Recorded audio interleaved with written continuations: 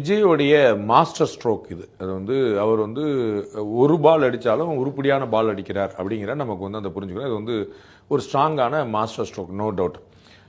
இன்னொரு பாயிண்ட்ல என்னன்னா, ஒரு தவறான தகவல் வெளியில எப்படி பரப்புறாங்க அப்படின்னா, விஜய் கட்சிக்கு யாருமே வரலன்னு.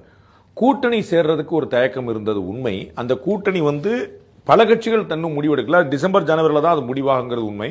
அதனால அவரோட யாரும் கூட்டணி சேரல அப்படிங்கிறதே ஒரு செகண்டரி விஷயம் தான்.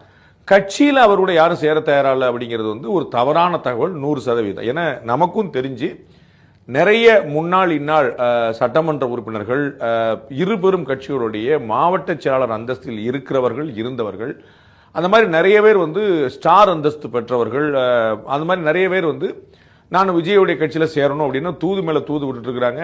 எனக்கு தெரிஞ்சு ஒரு நண்பர் சொன்னார், என்னங்க இது பெரிய பெரிய கோடீஸ்வரர்கள் ஏன்ட்டையே, அதாவது அரசியல் பேசாத ஒரு சாதாரண ஒரு நண்பர், அவர் நமக்கு அவர் தான் நேற்று பேசும்போது சொல்றாரு, ஏன்ட்ட மட்டுமே 4 பெரும் கோடீஸ்வரர்கள் வந்து எப்படியாவது விஜய் கட்சியில் என்னை சேர்த்து விடுங்கன்னு கேட்கிறாங்க. 4 பெரும் கோடீஸ்வரர்கள் விஜய் கட்சியில் என்னை சேர்த்து விடுங்கன்னு கேட்கிறாங்கன்னு சொன்னார். இத்தனைக்கும் அவர் வந்து ஒரு அரசியல் பின்புலம் கொண்டவர் அல்ல, அரசியல் அதிகமாக வெளியில பேசக்கூடியவரும் அல்ல.